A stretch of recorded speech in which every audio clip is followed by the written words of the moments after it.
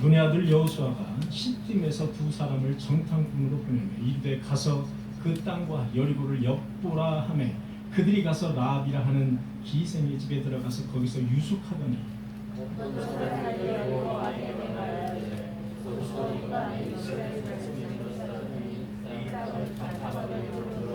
여리고 왕이 라합에게 사람을 보내어 이르되 내게로 와서 내 집에 들어간 그 사람들을 끌어내라. 그들은 온 땅을 정탐하러 왔느니라.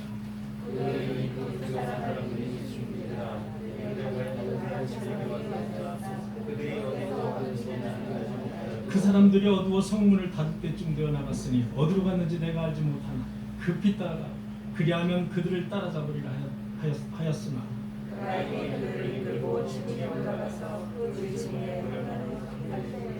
그 사람들은 요단 나루터까지 그들을 쫓아갔고 그들을 뒤쫓는 자들이 나가자 곧 성문을 닫았더라.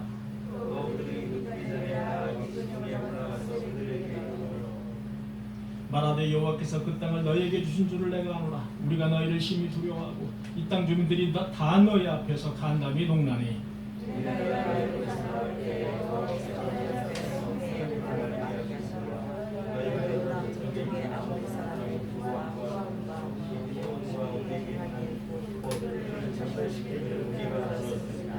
우리가 듣자 곧 마음이 녹았고 너희로 말미암아 사람이 정신을 잃었나니 너희의 하나님 여호와는 위로는 하늘에서도 아래로는 땅에서도 하나님이십니다.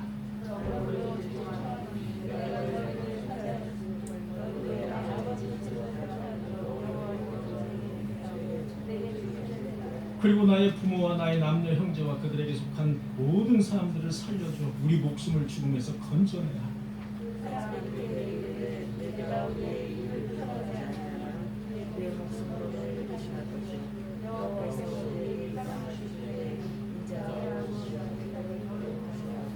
라합이 그들을 창문에서 줄로 다 달아내리니 그의 집이 성벽 위에 있으므로 그가 성벽 위에 거주하였습니다.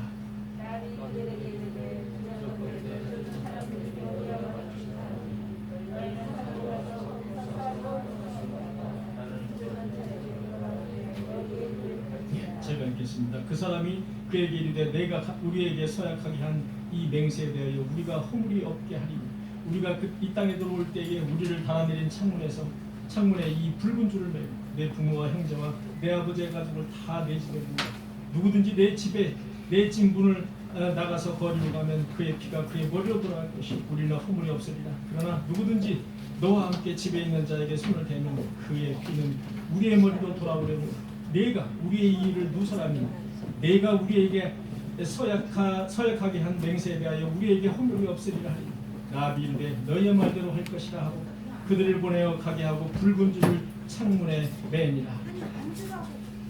거기까지 하겠습니다.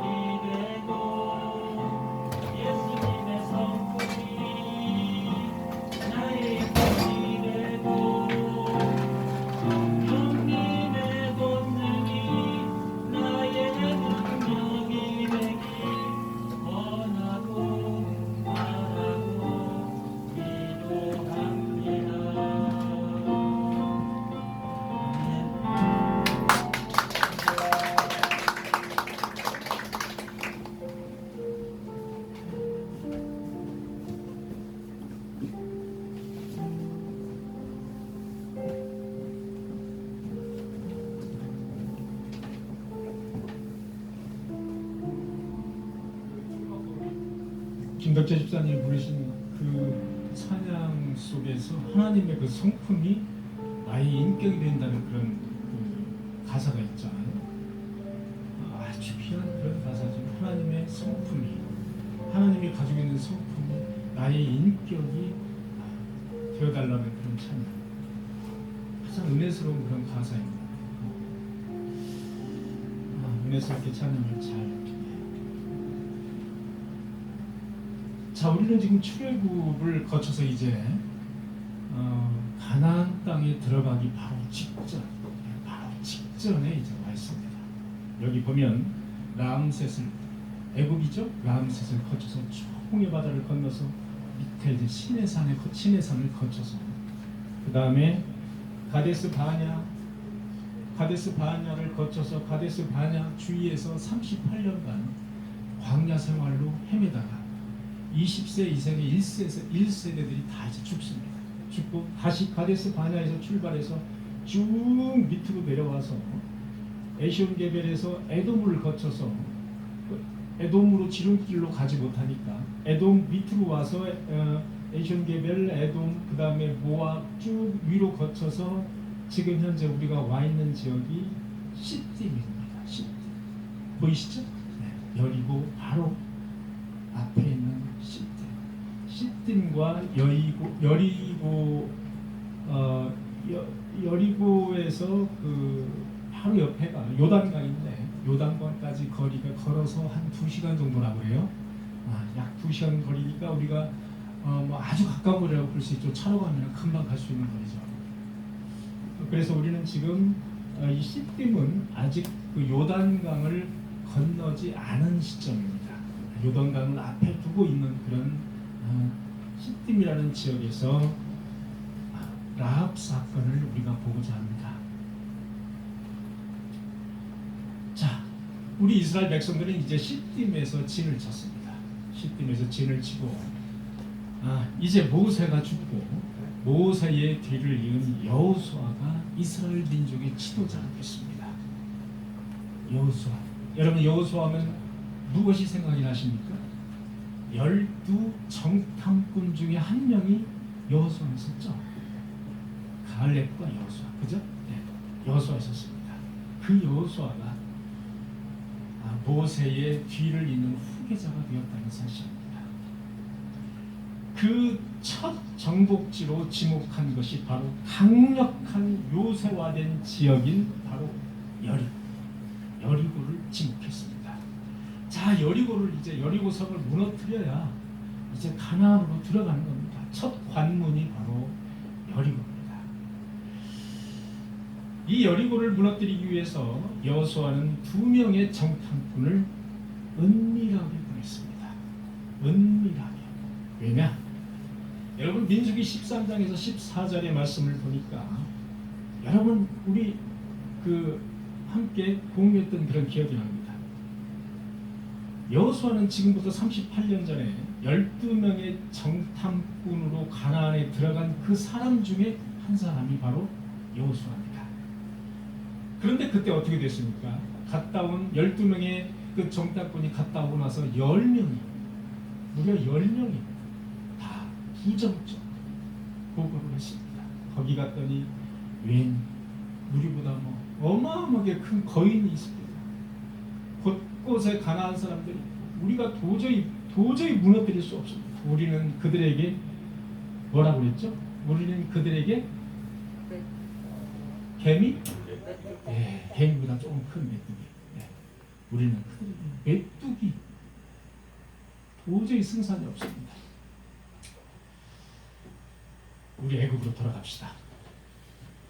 그러면서 갈렙과 여호수아를 돌로 쳐서 죽이려고 합니다. 그런 사건이 있었습니다. 12 정탐꾼의 사건. 네, 그런 사건. 그랬더니 여호와 하나님께서 이스라엘 이 백성들을 어느 때까지 이 백성들은 나를 멸시하겠는가? 여호와 하나님께서 진노를 하셨습니다. 그래서 20세 이상의 전부 성인이 결탄코 가나안에 들어가지 못하리라. 그리고 40년을 광야에서 방황하게 된 38년간 광야에서 방황하게 된 바로 그 동기가 바로 12정탐꾼 사건이었습니다. 이 백성이 어느 때까지 나를 멸시하겠습니까? 그때 엄청난 여호와의 진노를 바로 여호수아는 모세와 함께 눈앞에서 지켜보았던 사람입니다. 그렇기 때문에 다시 정탐꾼을 보낸다고 할 때 12명을 보내지 않았습니다.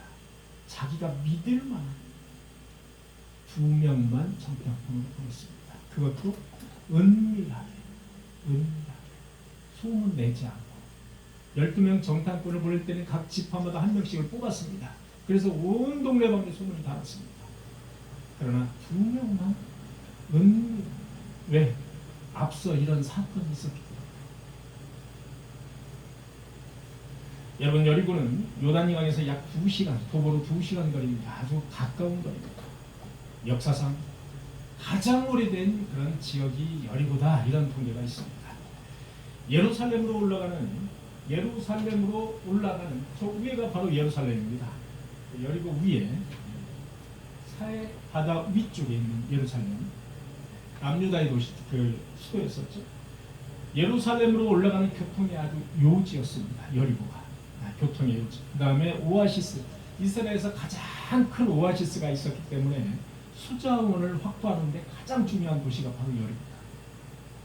그 다음에 물이 풍부하기 때문에 종려나무, 여러분 종려나무 아시죠? 대추 여자가 주렁주렁 열리는 대추야자, 종려나무, 그 다음에 전나무, 이런 그런 화려한 그런 나무들이 빽빽하게 있어서 과일이 풍성했던 그런 도시. 여러분, 지구상에서 가장 해발이 낮은 도시가 가장 낮은 데가 어디죠? 사해바다죠. 마이너스 460 정도. 그런데 바로 여리고가 마이너스 260이니까 얼마나 낮은 도시라는 걸 알 수 있겠죠. 예루살렘에서 여리고로 가려면 끝도 없이 계속해서 밑으로만 가야 된다고 합니다. 그렇게 낮은 곳이다, 이렇게 보시면 되겠습니다. 이 여리고 성은 안과 밖으로 둘러싸여 있어서 난공불락의 도시다. 난공불락이다. 아주 쉽게 무너뜨릴 수 없는 아주 튼튼한 그런 도시다, 이렇게 소문이 나 있었던. 그리고 삭개오가, 여러분들 잘 아시는 삭개오가 예수님을 만났던 그 장소가 바로 여리고입니다. 예수 그리스도가 여리고를 방문하셨을 때 삭개오가 무화과나무 위에, 뽕나무 위에 올라가서 예수님을 바라봤다. 그곳이 바로 여리고. 자, 2명의 정탐꾼들은 요단강을 건너서 성벽에 붙어있는 그런 기생 라합집에 유숙을 했습니다. 낮에는 정탐 활동을 하고 밤에는 그 기생 라합의 집에 유숙을 했다, 이렇게 성경은 나와 있습니다. 왜 하필이면 기생의 집에 유숙을 했을까? 여러분들 궁금하시잖아요. 왜 기생의 집에 갔을까? 아마도 당시에 불특정 다수인들이 기생의 집에 많이 유숙을 하러 다녔을 것이다라는 거죠. 특히 여기 여리고는 예루살렘을 관통하는 그런 도시이기 때문에 상당히 사람도 많이 왔다 갔다 했을 것이고, 그리고 중간에서 여기서 여관처럼 잠을 잤던 그런 이제 곳이 바로 기생 라합의 그런 기생 집이 아니었었겠는가라는 그런 생각이 있고요. 그래서 정탐꾼의 존재를 숨기기에는 이 기생 라합의 집이 아주 적합했을 것이다, 그렇게 우리가 상상할 수가 있다는 겁니다. 여러분, 성경은 완곡한 표현으로 기생 라합이라고 그렇게 번역을 했습니다. 그런데 공동 번역과 세번역 성경을 보니까 기생이라는 말을 쓰지 않고 창녀라는 말을 썼습니다. 창녀. 그래서 제가 히브리어를 찾아봤습니다. 히브리어를 찾아보니까 자나라는 말이 원어였습니다. 자나. 기생이라는 말을 원어로는 자나깨나, 자나였습니다. 영어로는 하러. 그런데 창세기 38장 15절에 보니까 이렇게 나와 있습니다. 그가 얼굴을 가리었으므로 유다가 유다가 아니죠. 다말이죠. 다말이 얼굴을 가렸으므로 유다가 그를 보고 다말을 보고 자나로 여기니 창녀로 여기니 이렇게 번역했습니다. 이 부분에서. 자, 다말이 며느리 다말이 얼굴을 가리웠기 때문에 유다 그 시아버지가 유다가 다말을 보고 창녀로 여겼다 이런 말이 창세기에 나왔습니다. 할 때 그 창녀를 이제 히브리어로 찾아보니까 역시 자나였습니다. 자나를 우리가 이제 기생이라는 그런 기생으로 번역을 한 것은 제가 볼 때는 완곡한 표현이다. 아주 완곡한 표현이었다. 이렇게 볼 수가 있습니다. 왜 이렇게 번역을 했는지는 나중에 끝에 가서 말씀을 드리도록 하겠습니다. 여러분 창녀라는 원색적인 그 표현을 하지 않았을 뿐이지 실제로는 라합은 여자의 몸을 판 창녀였습니다. 자나였다. 여러분 여호수아 2장 2절에서 3절을 읽어주시기 바랍니다. 아무나 빨리빨리 찾으시는 분들은 계속해서 읽어주시기 바랍니다. 2절에서 3절 시작.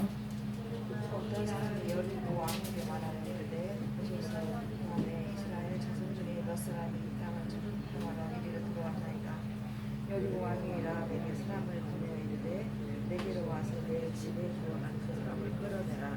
그들이 온 땅을 정탐하러 왔다. 예, 한 분만 크게 소리 내서 몇 절 읽어달라고 그러면 한 분만 크게 먼저 찾으시는 분이 읽어주시기 바랍니다. 자, 이제 여리고는 이스라엘 백성들이 이스라엘 군대들이 이제 코앞에 다가왔다는 소식이 전해졌습니다. 자, 전군의 경계령이 내려졌습니다.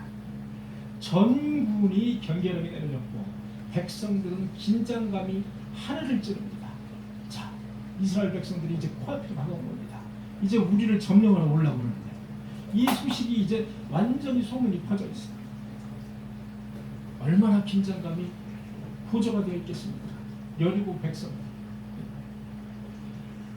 자, 이스라엘 정탐꾼들이 이제 기생 라합의 집에 들어왔습니다. 그런데 라합은 그들을 어떻게 알았는지 그들을 지붕 밑에 숨겨뒀습니다. 어떻게 알았는지는 성경에 나와 있지 않습니다.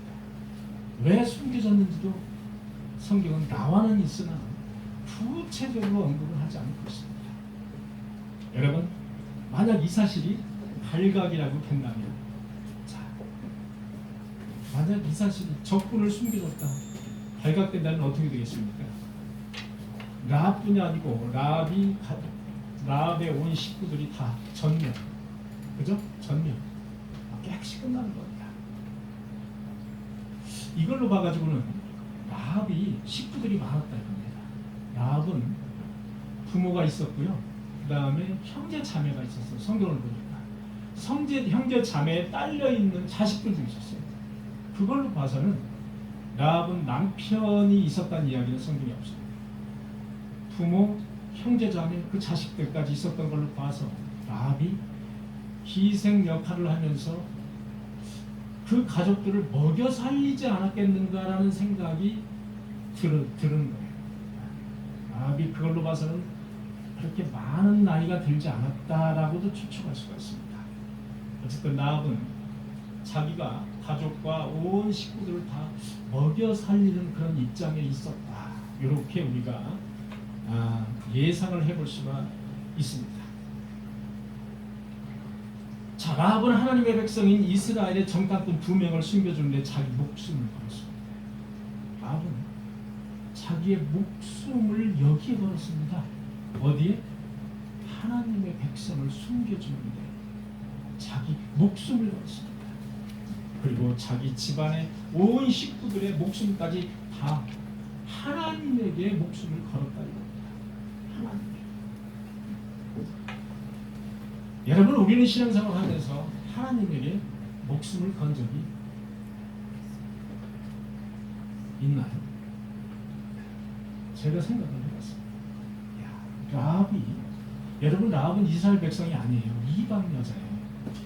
이방 가나안, 가나안은 족속들이 되게 많은데 아마도 아모리족 속이 거기에 이렇게 많이 퍼져 있어서 아모리족 속의 한 부류가 아닌가라는 생각도 드는데 어쨌든 이방 여자입니다. 우상을 섬기고 하나님을 섬기지 않는 그런 아주 이방 여자. 그런 여자가 자기와 자기 부모와 자기 형제 자식들까지 모두 목숨을 거기에다 걸어버린 거예요. 여호와 하나님에게 목숨을 걸어. 저는 이 구절을 읽으면서 참으로 창피하다 그런 생각이 들었어요. 온전한 라합의 믿음을 보면서 참으로 창피하다.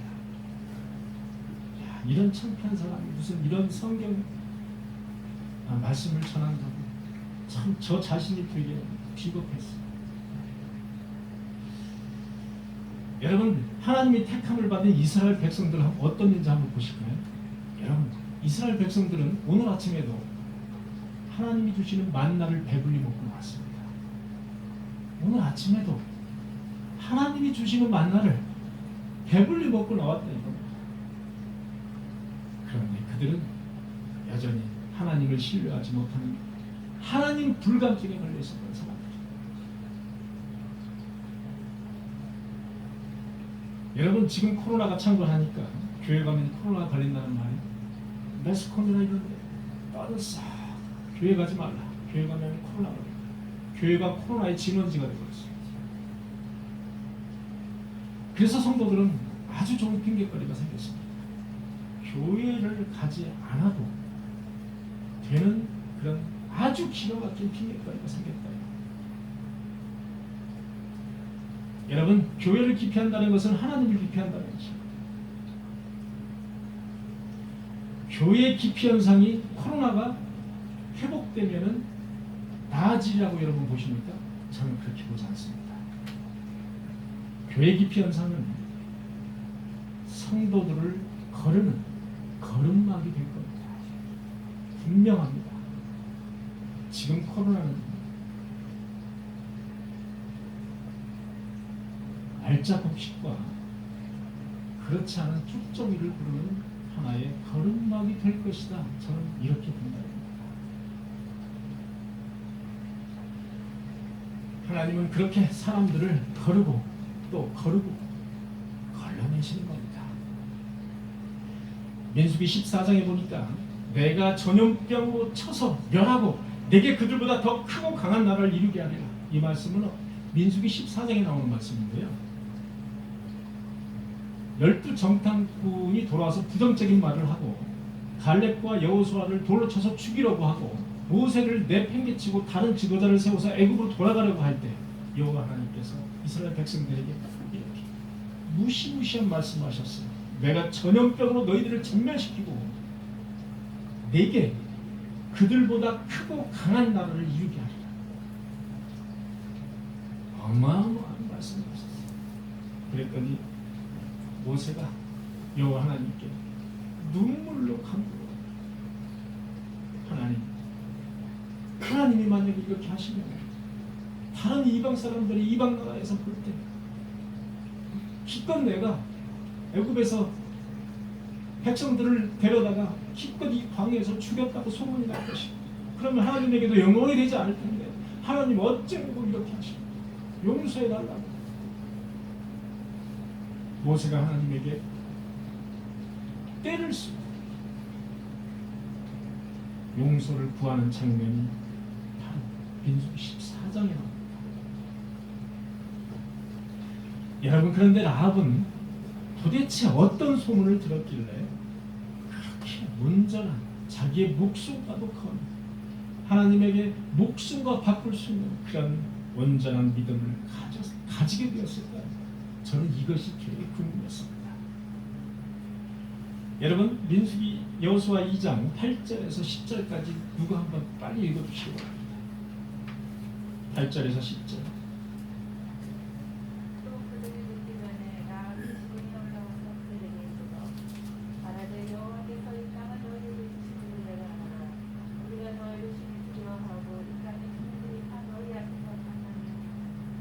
이는 너희가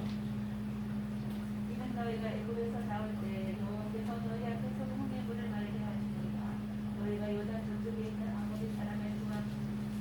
내가 우리에게 행하니 곧 그들을 절반시키기를 우리가 들었습니다. 하나님이 어떻게 홍해물을 마르게 하셨고 아무리 족속들을 어떻게 전멸을 시키셨는지 라합은 앉아서 그 소문을 쫙 듣고 있었습니다. 우리는 당신들을 이스라엘 백성들을 두려워하고 있다.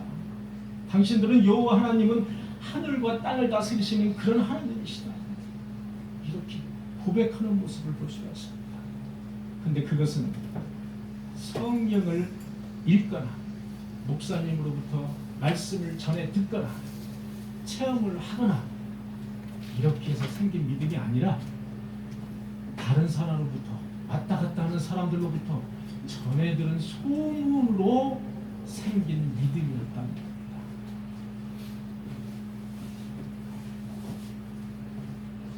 여러분, 소문을 나의 믿음으로 삼는 믿음, 이거 굉장한 믿음입니다.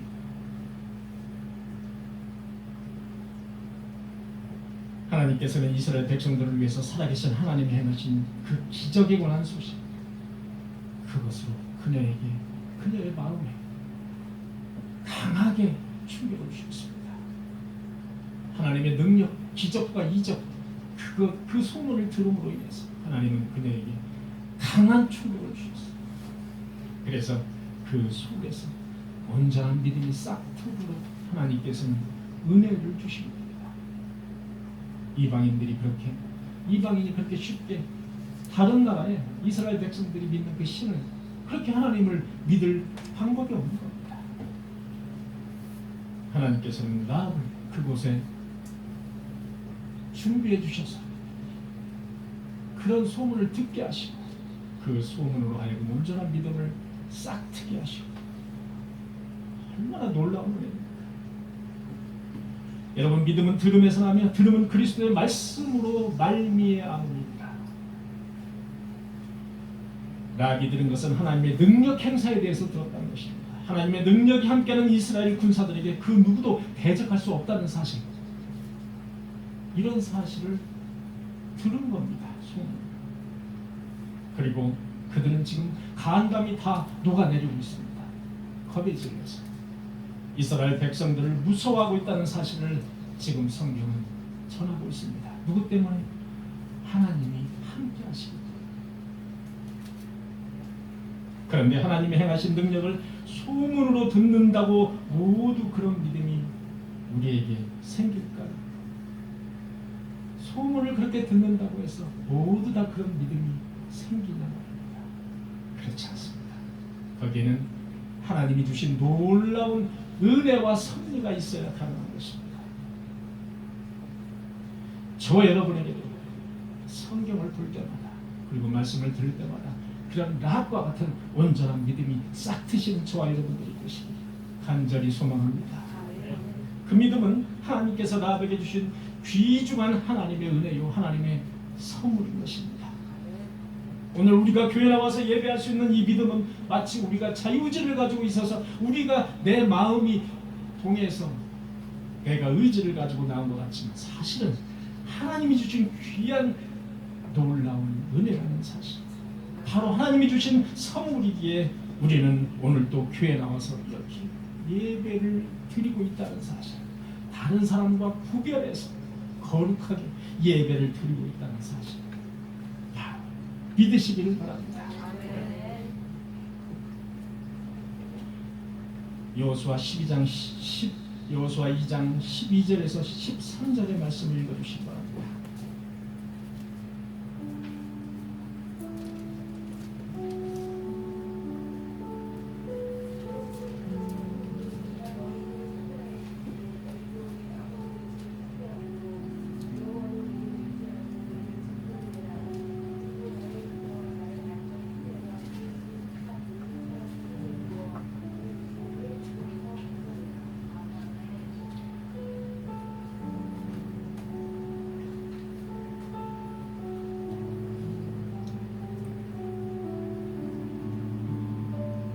여러분, 라합이 고백한 그 고백을 보면 이런 고백이 있습니다. 위로는 하늘에서, 아래로는 땅 땅에서도 하나님이시라. 여러분, 이런 멋진 고백을 해보신 적 있습니까? 위로는 하늘에서, 아래로는 땅에서 하나님이시다. 참으로 위대한 고백입니다. 이런 고백은 아브라함의 믿음과 견줄 만한 그런 고백이다. 제가 각 주석을 찾아봤는데 각 주석에 이 라합의 고백에 대해서 아브라함과 견줄 만한 그런 고백, 그런 믿음이다 라는 구절을 제가 여러 군데서 발견했습니다. 여러분, 100살에 낳은 그 이삭이라는 아들을 하나님의 명령에 의해서 번제물로 바치라고 했을 때 서슴없이, 주저함 없이, 자기 부인에게 말도 안 하고 바쳤던 그 아브라함의 믿음. 여러분, 그 아브라함의 믿음과 견줄 만한 그 온전한 믿음의 소유자가 바로 라합의 온전한 믿음이다.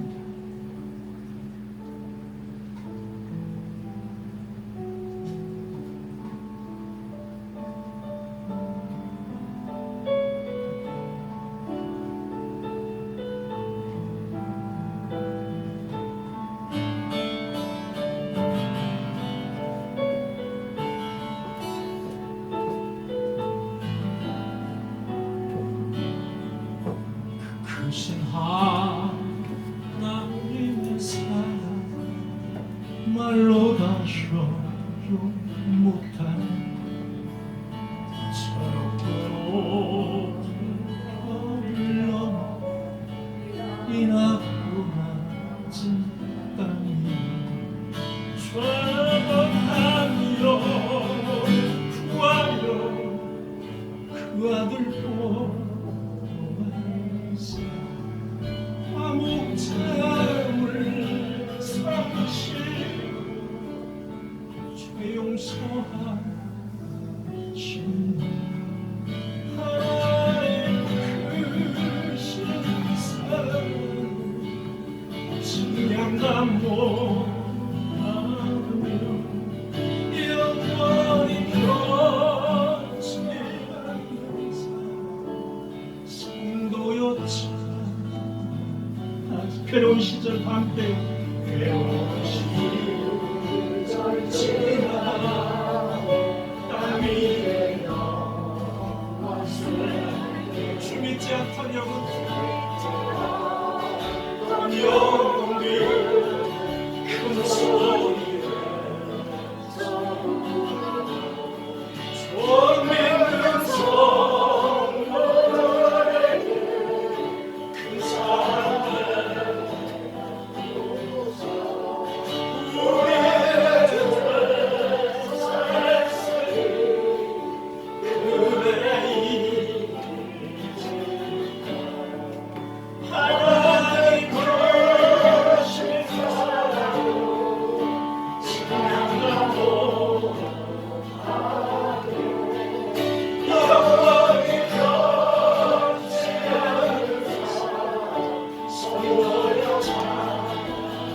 하늘을 부는 말이사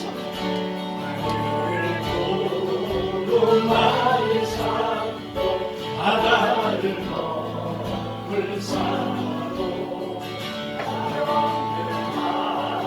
하나님의 사랑 하나님의 하나님의 크신 사랑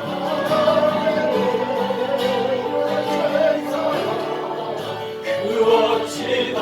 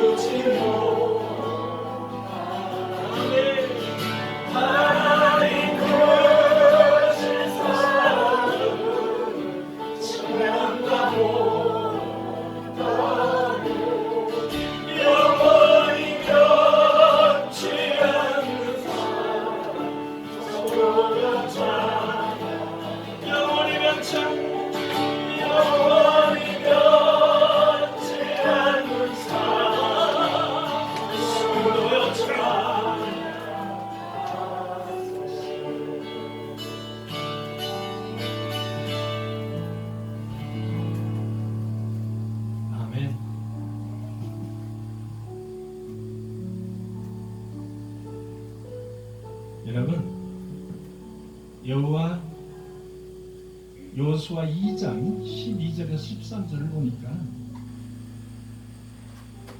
내가 하나님을 위하여 이렇게 목숨을 걸었으니까, 내가 하나님을 위해서 이렇게 가족의 목숨까지 다 걸었으니까 너희도 내게 증표를 달라. 나의 부모와 나의 남녀 형제와 그들에 속한 모든 사람들을 살려주어서 우리 목숨을 죽음에서 건져내달라.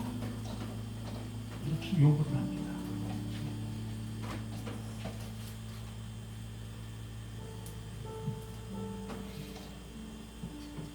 야합은 이미 하나님의 백성인 이스라엘 백성들이 여리고를 점령할 것을 이미 확신했습니다. 이미 확신했고, 그때에 우리 가족을 죽이지 말고 우리 가족을, 전 가족을 다 구원해 달라, 이렇게 요구하고 있는 겁니다. 여러분 18절을 보니까 우리가 이 땅에 들어올 때에 우리를 달아내린 창문에서 이 붉은 줄을 매고 내 부모와 형제와 내 아버지의 가족을 다 내 집에 모으라. 여러분, 두 명의 정탐꾼은 두 가지의 조건을 제시했습니다. 하나는 창문에 붉은 줄을 매서 표시를 해달라. 또 하나는 그날에 너의 구원받을 가족을 다 모아서 그 집에 있게 하라, 이겁니다. 두 가지의 조건이었습니다. 여러분, 이 두 가지의 조건을 잘 기억하셔야 됩니다.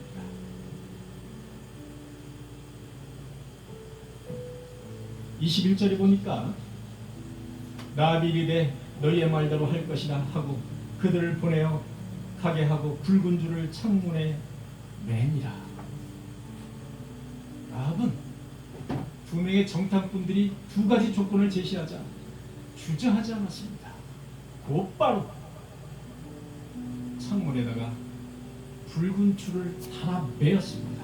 곧바로. 성경을 보니까 달아 매리라, 이런 미래형이 아니고 달아 매니라, 현재형입니다. 달아 매니라, 이미 달아 맸습니다. 라합은 곧장 실행에 옮겼습니다. 그 믿음을 실행함에 미루지도 않았고 고민도 하지 않았습니다. 곧장 실행을 했습니다. 곧바로 창문에 붉은 줄을 달아냈습니다. 언제 여리고성이 함락될지 모르기 때문에 그 자리에서 즉시 붉은 줄을 달아맸다는 겁니다. 사랑하는 성도 여러분, 우리도 언제 예수 그리스도께서 이 세상에 재림을 하실지 우리는 알 수가 없습니다. 그날을 대비해서 우리는 마음속에 붉은 줄을 창문에 달아매야 됩니다. 창문에